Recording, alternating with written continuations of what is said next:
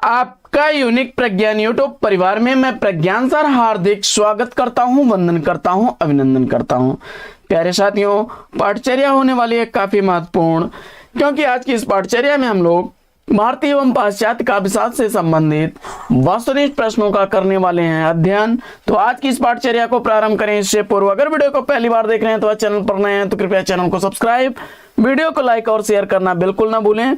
तो बिना समय गंवाए प्रारंभ करेंगे आज की पाठचर्या को और देखते हैं पाठचर्या में आज का पहला प्रश्न। संस्कृत काव्यशास्त्री ग्रंथों के आधार पर काव्यशास्त्र के प्रथम आचार्य कौन माने जाते हैं, इसका आपको जवाब बताना है। प्रश्न संख्या 1 का राइट आंसर आपने अगर चुना भरत मुनि को तो बिल्कुल सही जवाब विकल्प 2। अगला प्रश्न ये भी बड़ा ही आसान सा प्रश्न है कि नाट्य शास्त्र के रचनाकार कौन है। नाट्य शास्त्र का रचनाकार आपको बताना है और इस प्रश्न का जवाब आपने भरत मुनि चुन करके बिल्कुल सही जवाब दिया। अगला प्रश्न संख्या 3, काव्यालंकार किसकी रचना है, इसका आपको जवाब बताना है। काव्यालंकार किसके द्वारा लिखा गया है, उत्तर बताइए। और काव्यालंकार के लेखक के रूप में आपने अगर चयनित कर लिया आचार्य भामा को तो बिल्कुल सही जवाब। प्रश्न संख्या 4, भामा किस संप्रदाय के समर्थक हैं। आचार्य भामा किस संप्रदाय के समर्थक हैं, जवाब में आपने अलंकार संप्रदाय को चुना तो बिल्कुल सही जवाब।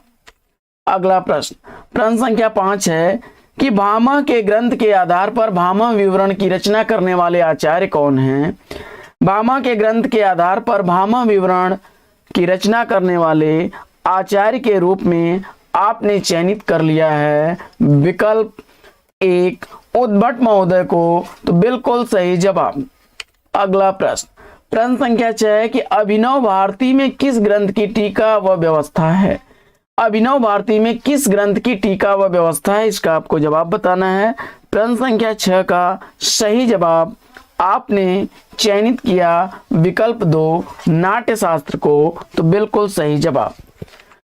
अगला प्रश्न संख्या 7 है कि काव्यादर्श एवं 10 कुमार चरित ग्रंथों के रचयिता कौन है। काव्यादर्श एवं 10 कुमार चरित ग्रंथों के रचनाकार कौन है। प्रश्न संख्या 7 का सही जवाब आपने चयनित किया आचार्य दंडी को तो विकल्प 3 इस प्रश्न का बिल्कुल सही जवाब। अगला प्रश्न है कि दंडी किस संप्रदाय के समर्थक थे। आचार्य दंडी किस संप्रदाय के समर्थक थे, इसका आपको जवाब बताना है। प्रश्न संख्या 8 का सही जवाब आपने चुन लिया अलंकार संप्रदाय तो बिल्कुल सही जवाब। अगला प्रश्न है कि काव्यालंकार सार संग्रह किसकी रचना है। ध्यान दीजिएगा, यहाँ पर काव्यालंकार सार संग्रह की बात की जा रही है न कि काव्यालंकार की। तो इस प्रश्न का जवाब आपने उद्भट को चुना तो बिल्कुल सही जवाब विकल्प 1। अगला प्रश्न है कि काव्यालंकार सूत्र वृत्ति की रचना किसने की। काव्यालंकार सूत्र वृत्ति का रचनाकार आपको बताना है। काव्यालंकार सूत्र वृत्ति की रचना करने वाले रचनाकार आचार्य वामन हैं। अगला प्रश्न है कि वामन किस संप्रदाय के समर्थक थे।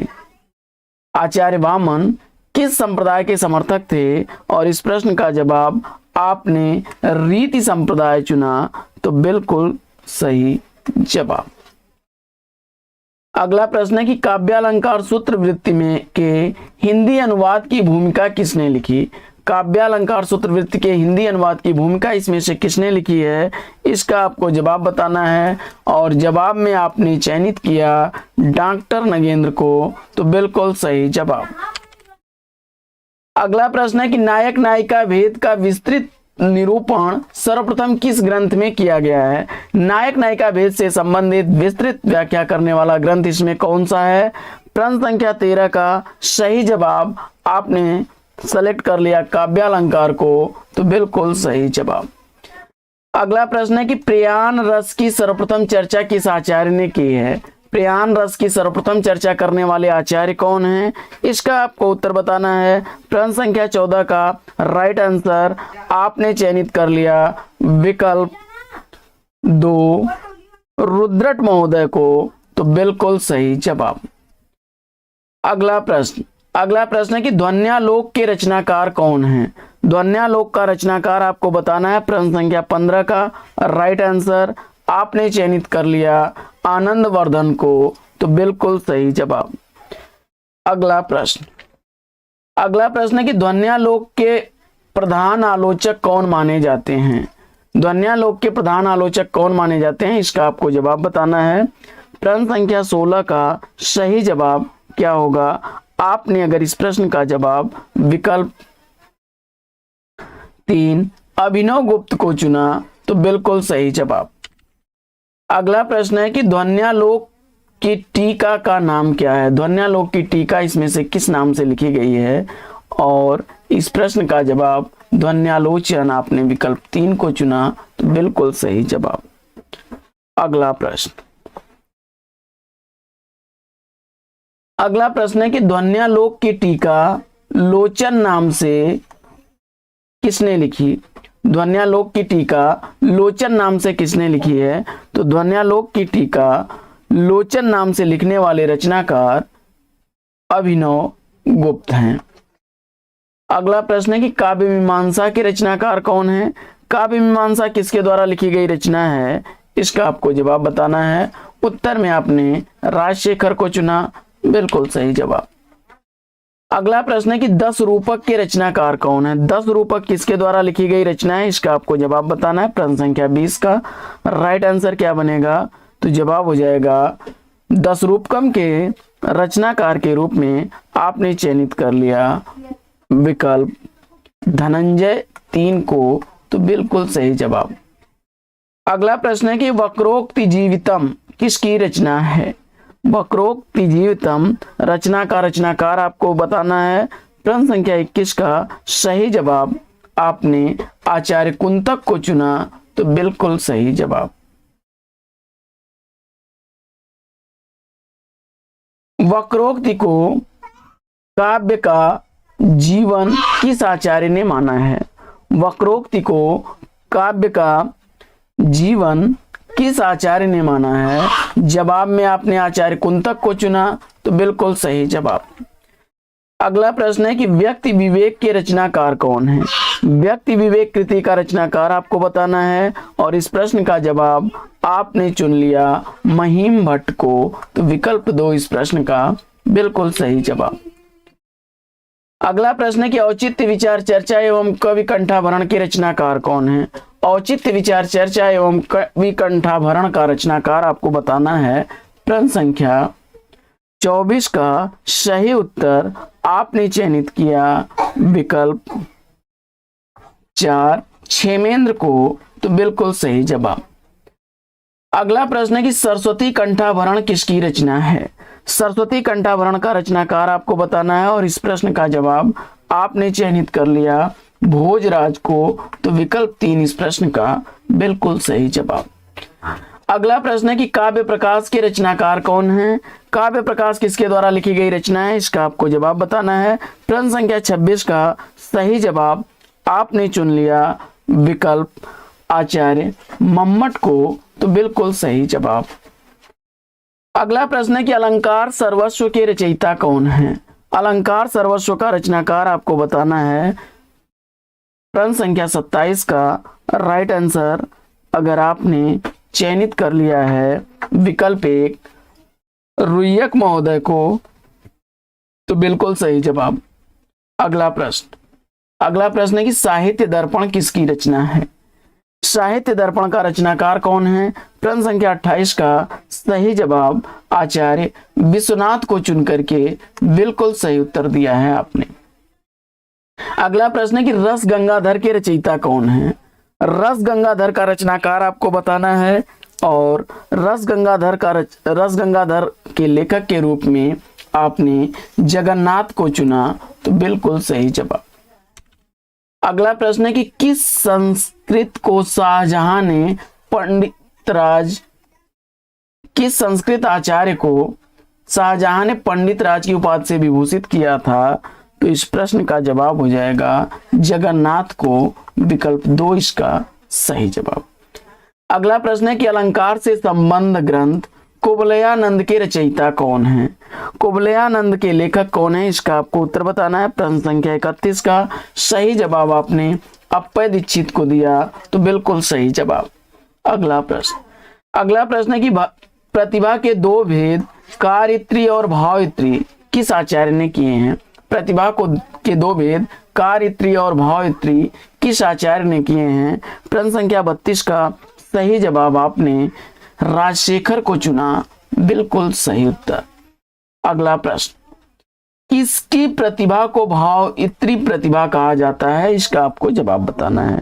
प्रश्न संख्या 33 में आपको बताना है कि किसकी प्रतिभा को भावत्री प्रतिभा कहा जाता है, तो इसमें सहृदयी को विकल्प 1 इसका राइट आंसर है। अगला प्रश्न है कि प्रज्ञानोन्मीक्षालिनी प्रतिभा मता किसकी पंक्तियां हैं? प्रश्न संख्या 34 का सही जवाब आपने चयनित कर लिया, विकल्प 3 भट्टतौत को, तो बिल्कुल सही जवाब। अगला प्रश्न है कि कितने प्रकार के काव्य हेतु माने गए हैं? काव्य हेतु कितने प्रकार के माने गए हैं, इसका आपको जवाब बताना है। प्रश्न संख्या 35 में सही जवाब आपने चुना, विकल्प 2 को 3 हेतु, तो बिल्कुल सही जवाब। अगला प्रश्न है कि धर्मार्थ काम मोक्षेषु वै च क्षण्यम कलासु च किसकी पंक्ति है? तो इस प्रश्न का जवाब आपने विकल्प 1 आचार्य भामा को चुना, तो बिल्कुल सही जवाब। बढ़ते हैं अगले प्रश्न की तरफ। अगला प्रश्न है काव्यम यशम च अर्थकृते व्यवहार विदे शिवेतर क्षयते सध्यम पर निर्वृत्ते कांताम संपत्ति तयोपदेश युजे। काव्य प्रयोजन में उक्त परिभाषा किसकी है? तो जवाब हो जाएगा आचार्य मम्मट की। अगला प्रश्न है कि शब्द शक्ति के मूलतः कितने भेद माने गए हैं? शब्द शक्ति के मूलतः कितने भेद माने गए हैं? इस प्रश्न का जवाब अगर आपने चयनित कर लिया 3 भेद, तो बिल्कुल सही जवाब। अभिधा, व्यंजना, लक्षणा। अगला प्रश्न है कि जब प्रसिद्धि अर्थ अथवा साक्षात सांकेतिक अर्थबोध के मूल कारण उपलब्ध हों तब कौन सी शब्द शक्ति होती है? और इस प्रश्न का जवाब आपने चयनित कर लिया अभिधा को, तो बिल्कुल सही जवाब। आगे, जहां मुख्यार्थ की बाधा होने पर रूढ़ि अथवा प्रयोजन के कारण मुख्यार्थ से संबद्ध अन्य अर्थ लक्षित हो, वहां कौन सी शब्द शक्ति होगी? तो जवाब हो जाएगा लक्षणा, विकल्प 1। अगला प्रश्न है कि रूढ़ा और प्रयोजनवती किस शब्द शक्ति के प्रमुख भेद हैं? रूढ़ा और प्रयोजनवती किस शब्द शक्ति के प्रमुख भेद हैं? और इस प्रश्न का जवाब आपने चयनित कर लिया लक्षणा को, तो बिल्कुल सही जवाब। अगला प्रश्न है कि अभिधा और लक्षणा द्वारा अपना अपना अर्थ बताकर शांत हो जाने पर किसी अन्य ही अर्थ का बोधन होता है, वहां कौन सी शब्द शक्ति होती है? और इस प्रश्न का जवाब विकल्प 2 व्यंजना होगी। अभिधा और लक्षणा जहां पर दोनों अपना अर्थ बताने में असमर्थ हों और कोई अन्य अर्थ निकले, वहां पर व्यंजना शब्द शक्ति होगी। अगला प्रश्न है कि ध्वनि सिद्धांत का प्रवर्तक किसे माना जाता है? ध्वनि सिद्धांत के प्रवर्तक कौन माने जाते हैं? जवाब में आपने चयनित किया आनंदवर्धन को, तो बिल्कुल सही जवाब। अगला प्रश्न, निम्न में से कौन अलंकारवादी आचार्य नहीं है? इसका आपको जवाब बताना है। तो इसमें आपने आचार्य वामन को चुना, तो बिल्कुल सही जवाब। अगला प्रश्न, किस आचार्य ने शब्दालंकारों को अधम काव्य, अर्थालंकारों को मध्य काव्य और गुणीभूत व्यंग तथा ध्वनि को क्रमशः उत्तम और उत्तोत्तम कहा है? तो जवाब इस प्रश्न का आपने अगर चयनित किया होगा आचार्य मम्मट को, तो बिल्कुल सही जवाब विकल्प 2। अगला प्रश्न है कि जनश्रुति के आधार पर किस आचार्य को रस के प्रवर्तक होने का श्रेय दिया जाता है? रस का प्रवर्तक इसमें से किस आचार्य को माना जाता है? इसका आपको जवाब बताना है और इस प्रश्न का जवाब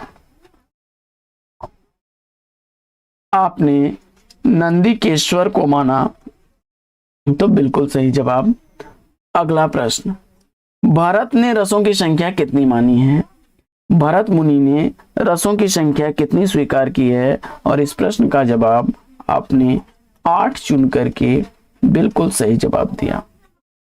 अगला प्रश्न है कि विभाव, अनुभाव, व्यभिचारी संयोगाद रस निष्पत्ति। रस निष्पत्ति के संदर्भ में उक्त प्रख्यात कथन किसका है? और इस प्रश्न का जवाब आपने आचार्य भरत मुनि को चुन करके बिल्कुल सही जवाब दिया। अगला प्रश्न है कि सहृदय के अंतःकरण में जो मनोविकार वासना रूप में सदा विद्यमान रहते हैं तथा जिन्हें कोई भी अवरुद्ध भाव दबा नहीं सकता, उन्हें क्या कहते हैं? तो सहृदय के अंतःकरण में जो मनोविकार वासना रूप में सदा विद्यमान रहते हैं उन्हें कोई भी अवरुद्ध या भाव दबा नहीं सकता, उन्हें स्थायी भाव कहा जाता है। विकल्प 1 इसका सही जवाब। अगला प्रश्न है कि सामान्यतः अस्थायी भावों की संख्या कितनी होती है? सामान्यतः अस्थायी भावों की संख्या 9 है। अगला प्रश्न, विभत्स रस का स्थायी भाव क्या है? विभत्स रस का स्थायी भाव क्या होगा? और आपने जुगुप्सा बताया तो बिल्कुल सही जवाब। अगला प्रश्न है कि रस निष्पत्ति के प्रथम व्याख्याकार कौन है? रस निष्पत्ति के प्रथम व्याख्याकार आपको बताना है और इस प्रश्न का जवाब आपने चयनित कर लिया भट्टलोलट को तो बिल्कुल सही जवाब। अगला प्रश्न है कि सामाजिक के हृदय में वासना रूप में स्थित रति, उत्साह, शोक आदि भावों के उद्बोधक कारणों को क्या कहते हैं? तो सामाजिक के हृदय में वासना रूप में स्थित रति, उत्साह, शोक आदि भावों के उद्बोधक को संचारी भाव कहा जाता है। विकल्प 2 सही जवाब। अगला प्रश्न है कि आलंबन और उद्दीपन रस के किस अंग के भेद हैं? तो आलंबन और उद्दीपन ये 2 भेद माने जाते हैं विभाव के। विकल्प 4 बिल्कुल सही जवाब।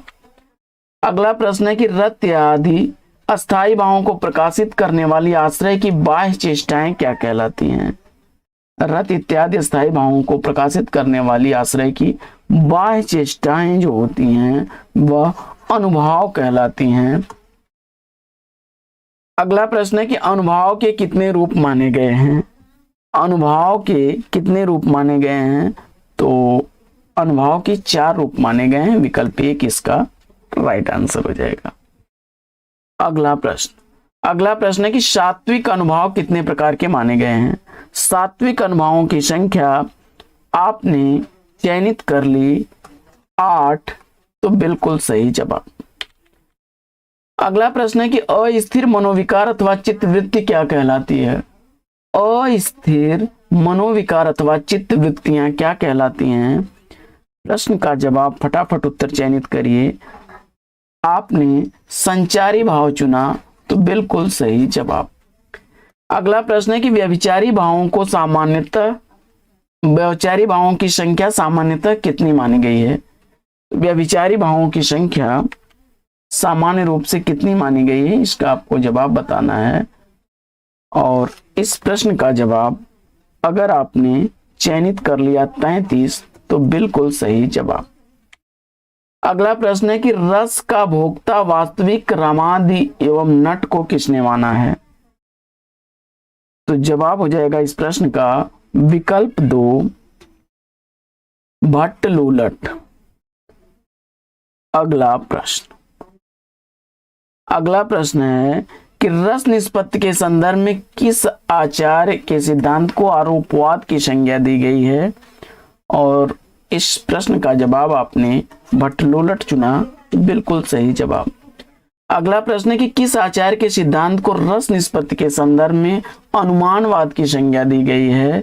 तो अनुमानवाद की संज्ञा किस आचार्य को दी गई है? और इस प्रश्न का जवाब आपने अनुमितिवाद आचार्य शंकुक को चुना, तो बिल्कुल सही जवाब। अगला प्रश्न है कि किस आचार्य का सिद्धांत चित्र तुरंग न्याय पर आधारित था? और इस प्रश्न का जवाब अगर आपने आचार्य शंकुक को चुना, तो बिल्कुल सही जवाब। अगला प्रश्न है कि किस आचार्य को साधारणीकरण का प्रवर्तक माना जाता है? साधारणीकरण का प्रवर्तक किस आचार्य को माना जाता है? और जवाब में आपने आचार्य भट्टनायक को चुना, तो बिल्कुल सही जवाब। अगला प्रश्न है कि अभिधा, भाव, तत्व एवं भोग काव्य के 3 व्यापार किस आचार्य ने माने हैं? अभिधा, भाव, तत्व और भोग काव्य के 3 व्यापार किस आचार्य ने माने हैं? जवाब में आपने भट्टनायक को चुना, बिल्कुल सही जवाब। अगला प्रश्न है कि अभिव्यक्तिवाद किस आचार्य का सिद्धांत है? अभिव्यक्तिवाद किस आचार्य का सिद्धांत है? इसका आपको जवाब बताना है। और प्रश्न संख्या 66 का राइट आंसर अगर आपने विकल्प 2 अभिनव गुप्त को चुना, बिल्कुल सही जवाब। अगला प्रश्न है कि भट्टनायक का भोजकत्व व्यापार अभिनव गुप्त के मन में किस नाम से अभिहित हुआ? भट्टनायक का भोजकत्व व्यापार अभिनव गुप्त के मन में किस नाम से अभिहित हुआ? तो इस प्रश्न का जवाब आपने चुना रसाभिव्यक्ति, विकल्प 1, तो बिल्कुल सही जवाब। भरत सूत्र के अंतिम व्याख्याता कौन है? भरत सूत्र के अंतिम व्याख्याता कौन है? और आपने जवाब में अभिनव गुप्त को चुना, तो बिल्कुल सही जवाब। अगला प्रश्न है कि न्याय सिद्धांत के आधार पर रस निष्पत्ति की व्याख्या करने वाले व्याख्याकार कौन थे? न्याय सिद्धांत के आधार पर रस निष्पत्ति की व्याख्या करने वाले व्याख्याकार कौन थे? इस प्रश्न का जवाब आपने चुना आचार्य शंकुक को, तो बिल्कुल सही जवाब। अगला प्रश्न है कि सांख्य दर्शन के आधार पर रस निष्पत्ति की व्याख्या करने वाले व्याख्याकार कौन हैं? सांख्य दर्शन के आधार पर रस निष्पत्ति की व्याख्या करने वाले व्याख्याकार भट्टनायक हैं, विकल्प 1 बिल्कुल सही जवाब। अगला प्रश्न है कि वेदांतानुसार रस निष्पत्ति की व्याख्या करने वाले व्याख्याकार कौन हैं? तो वेदांतानुसार रस निष्पत्ति की व्याख्या करने वाले व्याख्याकार अभिनव गुप्त हैं। अगला प्रश्न है कि साधारणीकरण विभाव आदि का होता है या भाव तत्व का परिणाम है, यह किस व्याख्याकार का कथन है? साधारणीकरण विभाव आदि का होता है या भाव तत्व का परिणाम है, यह कथन है आचार्य भट्टनायक का, विकल्प 2 इस प्रश्न का बिल्कुल सही जवाब। अगला प्रश्न है कि आलंबन का साधारणीकरण मानने वाले व्याख्याकार कौन है? आलंबन का साधारणीकरण मानने वाले व्याख्याकार कौन है? इसका आपको जवाब बताना है। और इस प्रश्न का जवाब प्रश्न संख्या 73 का सही जवाब आपने रामचंद्र शुक्ल को चुना, तो बिल्कुल सही जवाब। अगला प्रश्न है कि कवि भावना का साधारणीकरण मानने वाले व्याख्याकार कौन है? तो कवि भावना का साधारणीकरण मानने वाले व्याख्याकार डॉक्टर नगेंद्र हैं। अगला प्रश्न है कि सहृदय की चेतना का साधारणीकरण मानने वाले व्याख्याकार कौन है? सहृदय की चेतना का साधारणीकरण मानने वाले व्याख्याकार बताना है आपको।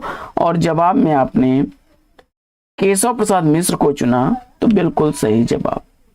अगला प्रश्न है कि काव्य शास्त्र में आत्मा शब्द का सर्वप्रथम प्रयोग किसने किया?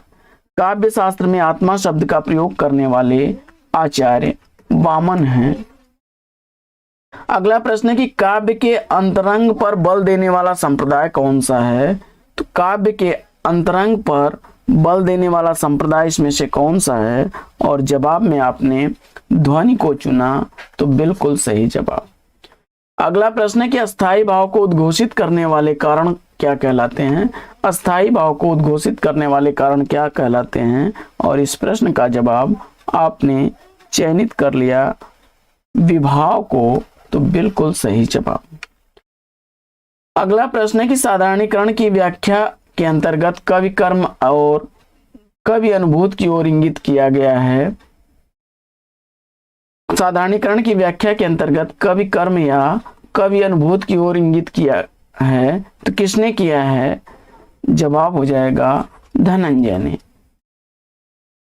अगला प्रश्न है कि भावक या पाठक का साधारणीकरण किसने माना है? भावक या पाठक का साधारणीकरण मानने वाले आचार्य श्याम सुंदरदास हैं। अगला प्रश्न है कि नायक नायिका भेद निरूपक ग्रंथ उज्ज्वल नीलमणि के रचनाकार कौन है? उज्ज्वल नीलमणि किसके द्वारा लिखी गई रचना है? इसका आपको जवाब बताना है। इस प्रश्न का जवाब आपने रूप गोस्वामी बताया तो बिल्कुल सही जवाब। अगला प्रश्न है कि शील के आधार पर नायक के कितने भेद माने गए हैं? शील के आधार पर नायक के कितने भेद माने गए हैं? जवाब में आपने चयनित किया 4 तो बिल्कुल सही जवाब विकल्प 2। अगला प्रश्न है कि विशिष्ट पदरचना रीति किसका कथन है? विशिष्ट पदरचना रीति यह कथन है आचार्य वामन का। अगला प्रश्न है कि रीति को संघटना अर्थात सम्यक घटना नाम किस आचार्य ने दिया? तो जवाब हो जाएगा इस प्रश्न का विकल्प 3 आनंद वर्धन ने। तो साथियों आज की पाठचर्या में फिर लेंगे यहीं पर विराम। वीडियो अगर अच्छा लगा हो तो वीडियो को लाइक और शेयर कर दीजिए। चैनल पर पहली बार है तो चैनल को सब्सक्राइब कर लीजिए। तो फिर मिलते हैं आपसे अगले वीडियो में एक नए प्रकरण, एक नया टॉपिक, एक नए अंदाज में। तब तक के लिए लेंगे आपसे विदा। आपका जीवन मंगलमय हो। बेस्ट विशेष बेस्ट ऑफ लक। जय हिंद साथियों।